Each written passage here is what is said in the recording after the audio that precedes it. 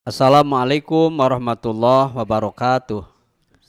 Alhamdulillah wa syukru ala ni'amillah amma ba'du. Pendengar dan pemirsa, ilmu merupakan sebuah kunci akan segala kebaikan serta pengetahuan.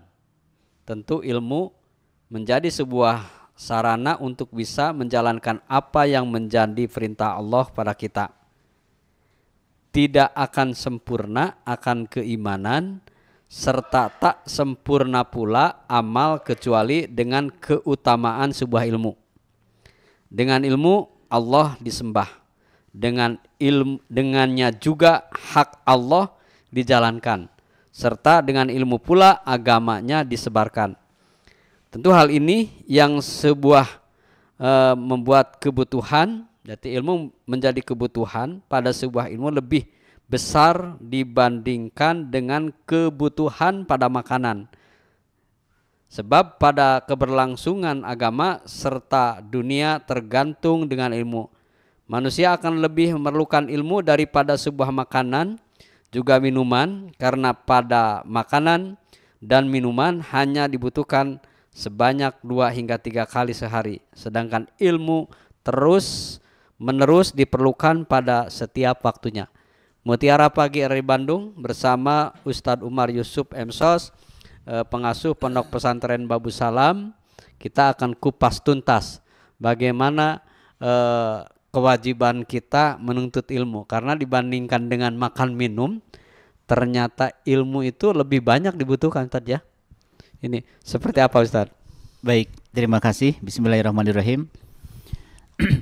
Saya coba mengutip surah At-Taubah, surah ke-9 ayat yang ke-122.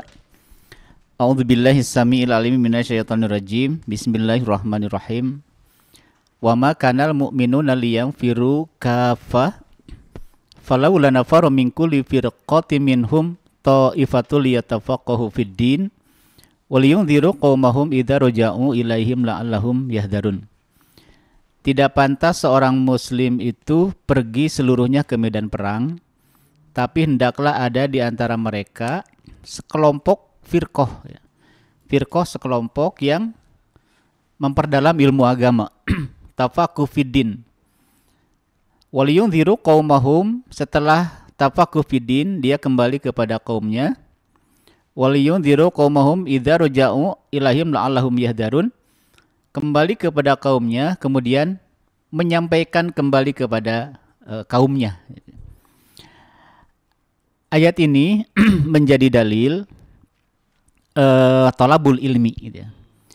Ayat ini menjadi dalil tafaqquh fiddin, memperdalam ilmu agama. Tentunya Mutiara Pagi ini menjadi solusi bagi masyarakat Jawa Barat yang punya aktivitas yang cukup padat, gitu ya, yang cukup padat. Nah, maka ayat ini luangkan waktu paling 30 menit untuk mengikuti Mutiara Pagi, gitu ya, karena di dalamnya ada tafaqquh fiddin, ya, memperdalam ilmu agama. Ilmu ini menjadi konsumsi akal, gitu ya. Kalau kita melihat at-tawazun, ya, jadi sistem keseimbangan, ya. Jadi sistem keseimbangan dalam perspektif manusia, maka di situ ada yang namanya jasadiyah. Madza ghidza'ul jasad, apa makanan jasad, apa konsumsi jasad? Konsumsi jasad itu adalah makanan dan minuman. Kemudian makanan dan minuman yang dimakan, yang diminum oleh jasad kita itu tidak boleh berlebihan, ya. Karena kalau berlebihan itu bisa konslet, ya. Artinya bisa sakit, ya. Dan syaratnya harus halalan thayyibah. Dimensi yang kedua di samping jasad adalah akal, ya. Madza ghidza'ul akal, kan gitu. Apa makanan akal? Makanan akal adalah ilmu, al-ilmu, gitu ya. Nah, makanya di dalam 7 langkah menjadi kekasih Allah, langkah pertama itu adalah ilmu. Imam Al-Ghazali menambahkan dan ma'rifat. Ilmu apa di situ? Ilmu pengetahuan. apa saja gitu kan. Makanya wahyu pertama yang turun adalah Iqra. Gitu. Jadi Iqra itu membaca. Ya. Dan ini satu metode di dalam mempelajari Al-Quran. Al-Quran itu harus dibaca dulu, bukan untuk dihafal dulu. Kenapa? Karena banyak anak-anak yang dia tidak bisa membaca secara melihat ke fisik Al-Quran, tetapi dia hafal gitu. Artinya menggunakan kekuatan hafalan. Padahal arahannya itu dia harus bisa menghafal huruf hijaiyah dulu. Artinya kan dibaca alif, ba, ta, sa dan seterusnya. Kemudian baca Iqra 1, Iqra 2, Iqra 3, baru dia menghafal. Nah, jadi ini asupan akal gitu ya. Ilmu itu asupan akal. Belum misalnya ilmu yang menjadi asupan ke akal kita itu agar akal kita itu menjadi orang-orang yang berpikir dan berzikir. Nah, ini berarti kan harus ada seleksi ilmu gitu. Karena tidak semua ilmu itu bisa mengantarkan seseorang itu orang yang bermakrifat ya. Oleh karena itu yang dimaksud dzalikal kitabu itulah Alkitab, artinya itulah Al-Qur'an. Kalau berbicara Al-Qur'an ini kan berbicara ilmu pengetahuan ya. Nah, kalau berbicara Al-Qur'an itu berbicara Islam ya.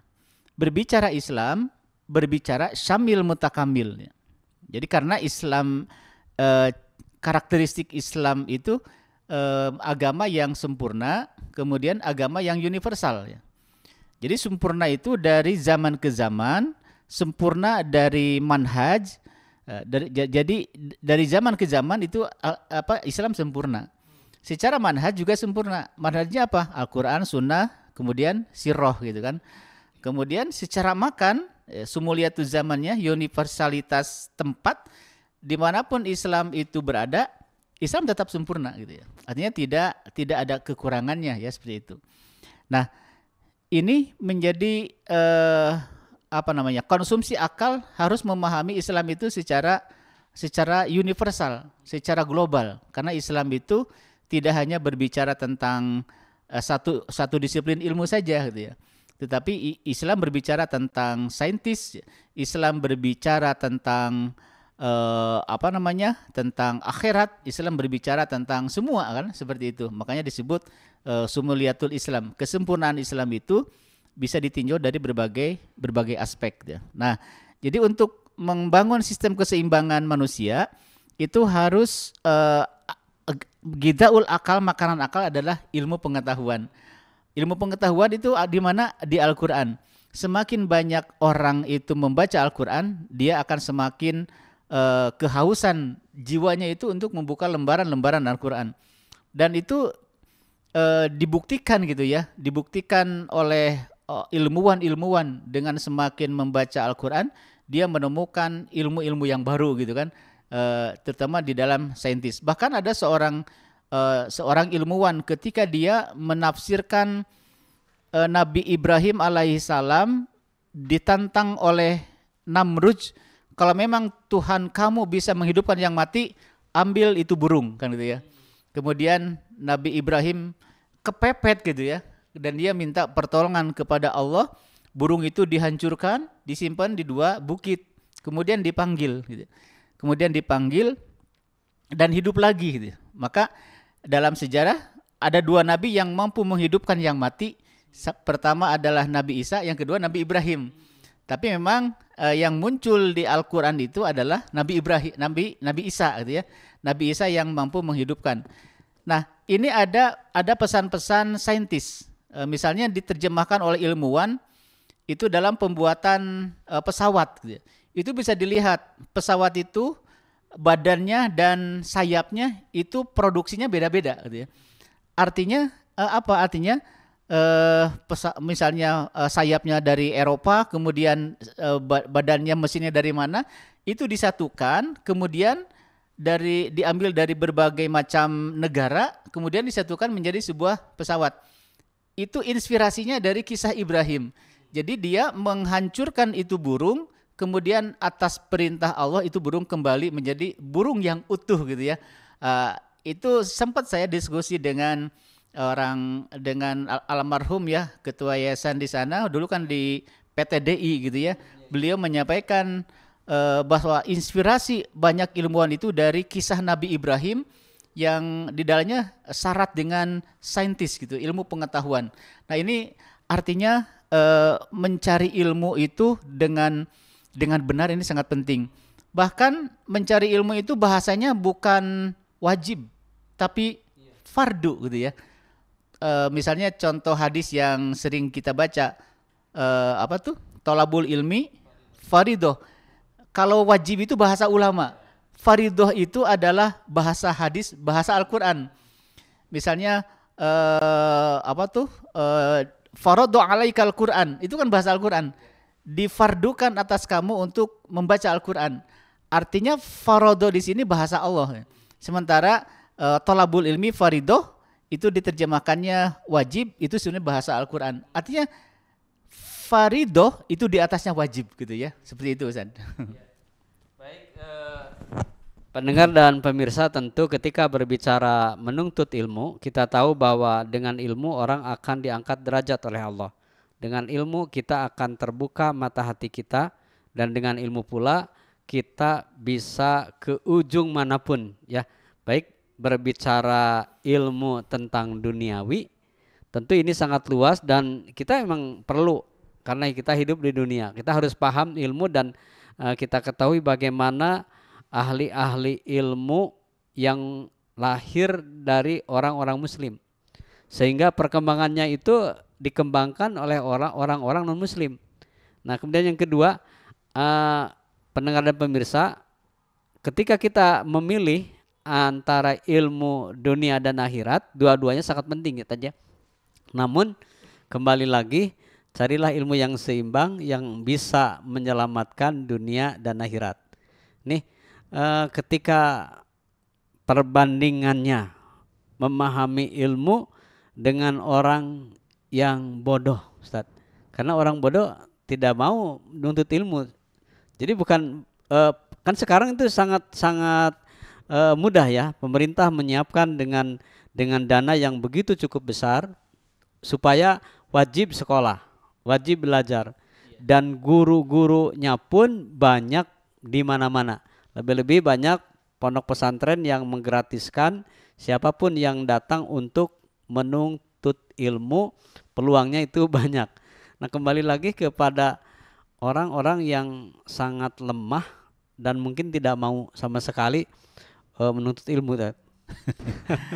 Tidak punya kemauan. Nah, ya. Tidak kemauan. Ini harus didorong ya. Betul. Jadi sekarang itu memang bukan zamannya lagi berbicara tentang kebodohan gitu ya. Karena sekarang itu ilmu pengetahuan sudah ada di tangan masing-masing gitu ya. Bahkan kalau kita melihat sejarah para ilmuwan gitu ya, yang yang terkenal misalnya Ibnu Sina.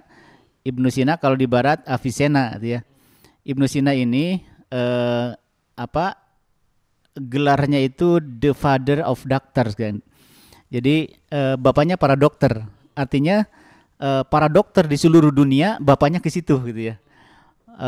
Walaupun ada sebagian teori-teorinya memang diambil oleh oleh orang-orang barat gitu ya, sehingga di barat itu Avicenna, padahal yang sebenarnya adalah Ibnu Sina gitu kan, Ibnu Sina. Jadi orang barat juga mengakui bahwa Ibnu Sina itu bapaknya para dokter gitu ya, bapaknya para dokter. Kemudian ilmuwan yang lain misalnya penemu angka 0 gitu ya. Penemu angka 0 itu kan Al-Khwarizmi gitu ya. Al-Khwarizmi itu sejarah mengakui bahwa penemu angka 0 yang bulat gitu ya, itu kan dari seorang muslim ya, muslim yang memiliki ilmu pengetahuan tentang keilmuan ya, seperti itu. Nah, oleh karena itu semakin kita membaca sejarah ilmuwan muslim, kalau dalam bahasa Al-Quran itu mereka adalah ulul albab ya. Jadi orang-orang yang senantiasa berpikir ya. Maka ilmuwan itu menerjemahkan ayat-ayat ayat qauliyah. Ayat qauliyah itu ayat kauniyah ya. Ayat kauniyah itu kan bahasanya afala yatafakkarunal Qur'an. Apakah kamu tidak pernah memikirkan gitu ya. Artinya memikirkan itu dari hasil berpikir itu kan menjadi sebuah realita ya. Nah, sementara qauliyah itu adalah afala yatadabbarunal Qur'an. Jadi lebih kepada mentadabburi. Jadi ayat-ayat Al-Qur'an yang sering kita baca itu ditadabburi mananya apa? Sementara ayat kauniyah adalah tafakkur. Nah, tafakkur ini ada di wilayah para ilmuwan gitu ya. Para ilmuwan dan ya banyak sekali ilmuwan muslim yang mampu yang sudah menorehkan sejarah ya seperti itu.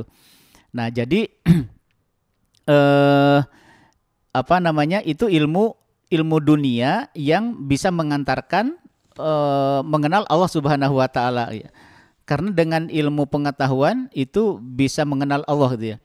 Bahkan dengan ilmu pengetahuan alam itu dulu ada seorang penyanyi pop siapa namanya? Cat Stevens.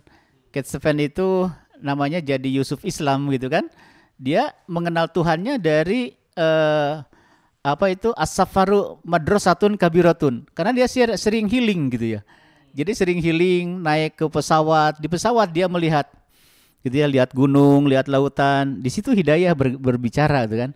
Jadi kalau hidayah sudah bergerak ke Cat Stevens, mau apa lagi? Dia menjadi seorang Yusuf Islam gitu kan. Kan keren gitu ya. Nah, itu dengan ilmu pengetahuan gitu ya.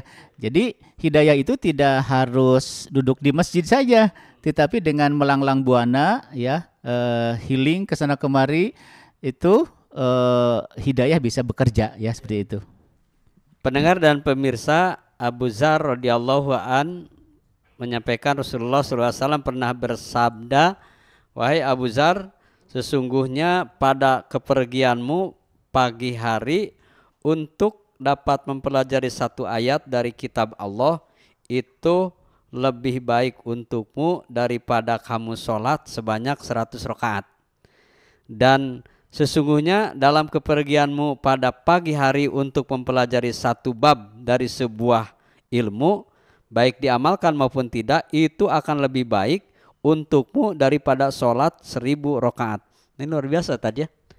Jadi ini pentingnya membandingkan dengan amal-amal yang lain. Berarti ilmu itu lebih utama kita cari, karena sesungguhnya ketika kita ingin sholat yang sempurna, yang mendapatkan sholat yang benar sehingga menjadi sah, itu dasarnya ilmu lagi. Maka ilmu deui wae gitu ya. Kita ingin menjadi ekonom yang hebat, pengusaha yang sukses, ilmu lagi. Nah ini pendengar dan pemirsa, tentu ilmu wajib. Malah Ustadz disampaikan, Ustadz Umar, bahwa di atas wajib itu fardu. Nah ini ada fardu kifayah. Nah, fardu ain, fardu kifayah. Ini maksudnya juga ya. Fardu ain ya. Nah, ini fardu ain dalam bentuk ilmu. Apalagi tadi yang harus mungkin dipahami, kewajiban kita, walaupun secara umum ini sangat sederhana sebenarnya. Ketika berbicara menuntut ilmu itu memang udah bukan wajib lagi. Ini kebutuhan. Betul. Kebutuhan yang sangat pokok. Ya. Mungkin ada yang tambahan lagi, Tad. Baik. Kalau tidak salah ya, Nabi pernah menyampaikan nasihat, bukan nasihat, semacam informasi gitu ya. Aku lebih menyukai umatku yang ibadah dengan ilmu daripada yang umatku yang ibadah taklid gitu ya. Artinya taklid dan ilmu jauh sekali gitu. Biasanya khusyuk itu karena dilandasi dengan ilmu gitu. Makanya tadi disampaikan bahwa orang yang memahami satu ayat Al-Quran itu akan lebih baik dari sholat berapa tadi itu ya. Itu artinya ilmu itu mengantarkan kepada kehusuan ya. Dengan memahami, misalnya memahami ilmu sholat ya. Memahami ilmu sholat, sholat yang khusyuk itu karena punya ilmu. Tapi sholat yang tidak khusyuk karena ikut-ikutan. Apakah salah yang ikut-ikutan? Tidak gitu ya. Tapi ada tugas untuk belajar lagi gitu ya. Jadi jangan sampai kamu kalau sholat jangan ikut-ikutan, salah juga gitu kan, nggak boleh kayak gitu gitu ya. Tapi kalau berbicara perumpamaan bahwa yang taklid itu kan diupamakan kagusa isaili, jadi seperti buih yang terombang-ambing, kumaharamena gitu kan. Sekarang misalnya pemilu kumaharamena tah gitu ya. Itu harus punya prinsip gitu ya. Makanya harus ketika memilih itu harus istikharah, meminta petunjuk kepada Allah. Jadi kembali ke ilmu. Jadi ilmu itu al ilmu nur kan itu ya. Ilmu itu adalah cahaya. Banyak kalau dibuat semacam perumpamaan, ilmu itu menjadi primadona gitu ya.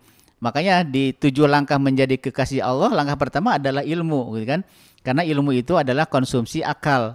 Ya, oleh karena itu semakin akalnya itu jadi artinya kalau kita punya memori gitu ya. Biasanya memori anak SMP itu kan terisi baru sekian persen. Artinya memorinya masih kosong gitu ya. Masih kosong. Tapi ketika sudah menjadi profesor jadi penuh. Oleh karena itu isi memori yang sudah tidak terpakai itu harus dibuang agar tidak jadi konslet. Nah, kenapa misalnya para ilmuwan itu banyak yang jadi stres? Karena tidak dibarengi dengan ma'rifat. Bisa jadi seperti itu gitu ya. Memperdalam ilmu. Makanya di dalam mempelajari ilmu dalam Islam pun jangan dulu berbicara tentang hakikat. Karena nanti akan konslet. Tetapi pelajar dulu tentang syariat gitu ya. Etikanya kan begitu. Jadi kejar hakikat, jangan tinggalkan syariat. Segala sesuatu itu ilmu itu harus dari syariat dulu. Jadi harus dari dasar dulu ya. Termasuk di dalam membangun sistem keseimbangan hadis Nabi yang populer, i'mali dunyaka ka'annaka ta'isu abada wa i'mali akhirataka ka'annaka tamutu goda gitu ya. Artinya cari kehidupan dunia seakan-akan akan hidup abadi. Artinya kan itu bicara etos kerja gitu kan. Bukan meninggalkan akhirat gitu ya. Tapi etos kerja harus ditingkatkan. Tapi jangan lupa cari kehidupan akhirat seakan-akan akan mati besok. Ya, yaitu diterjemahkan malam bagaikan rahib yang meniti syahdu, tapi siang bagaikan kuda yang berlari kencang. Etos kerjanya keren. Itu kan sistem keseimbangan ya, seperti itu. Seperti itu. Ini kembali ke menuntut ilmu. Ada orang yang abdi mah geus kolot, sudah tua, tidak lagi menuntut ilmu. Ini juga ada yang geus kagok lah. Dan bodoh tiba heulana geus tidak menuntut ilmu. Dan ternyata pendengar dan pemirsa, menuntut ilmu itu fardu ain dan wajib hukumnya kita lakukan, tidak mengenal tua muda. Sekalipun kita sudah dianggap tua tidak, ini ikhtiarnya itu yang wajib ya saja. Betul ya. Ini kembali ada sebuah cerita bahwa setan itu tidak mau kepada orang yang tidur berilmu, menggoda. Gimana nih ceritanya nih? Mungkin takut dikasih dalil gitu. Ya, nah itu, jadi tidurnya saja orang yang berilmu, setan nggak mau menggoda. Dia lebih senang pada orang yang sholat tanpa ilmu, dia goda. Apakah itu anekdot atau sebuah apa, Tat? Bisa jadi gitu ya. Jadi gini Ustaz. Yang tua itu adalah fisik. Fisik bisa tua, tapi jiwa itu tidak ada tua. Itu bisa dikaji lebih dalam. Bagaimana ciri-ciri jiwa yang tua? Nggak ada. Yang ada adalah fisiknya gitu ya. Makanya ada seorang sahabat yang sudah tua renta, dia belajar melempar pisau. Kemudian ada sahabat, wahai fulan, lagi apa? Lagi belajar, melempar pisau. Kan sudah tua gitu. Yang tua itu fisik saya gitu ya, tapi jiwa saya masih muda kan gitu ya. Ini luar biasa. Nah, kemudian terkait tadi masalah tadi saya belum membaca riwayatnya, tapi hikmah yang bisa kita ambil bahwa iblis itu akan menjerumuskan umat Rasulullah adalah umat-umat yang tidak memiliki ilmu pengetahuan gitu ya. Paling tidak orang yang mau tidur, dia orang yang punya ilmu itu wudu dulu, sholat dulu, baca Quran, tidur. Setan nggak akan mau. Makanya ada buku kecil dulu namanya Sehari Bersama Setan. Ini menarik gitu ya. Dari mau tidur ada setan, bangun tidur ada setan. Setan itu tidak akan mau ketika dalam darahnya itu mengalir doa-doa kan begitu.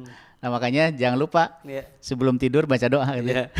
Baik pendengar dan pemirsa, Mutiara Pagi dari Bandung bersama Umar Yusuf M. Sos tentu bagaimana keutamaan kewajiban menuntut ilmu. Ini terakhir kan hal-hal yang harus lebih ditekankan lagi kepada kaum muslimin muslimat tentang kewajiban menuntut ilmu.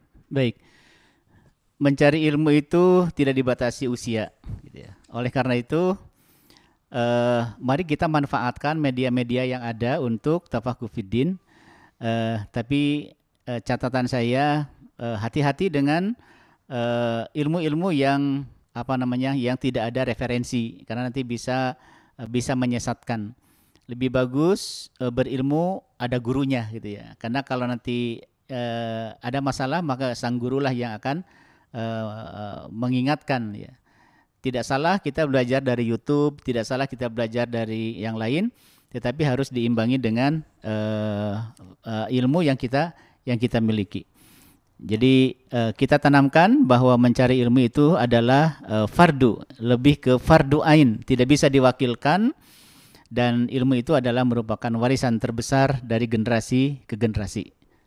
Baik pendengar dan pemirsa Mutiara Pagi Radio Bandung, Rasulullah SAW bersabda, terdapat dua orang yang rakus yang tidak pernah kenyang, yaitu untuk orang yang rakus atas ilmu serta tidak pernah puas atasnya, serta orang yang rakus dengan dunia yang juga tidak pernah kenyang dengannya.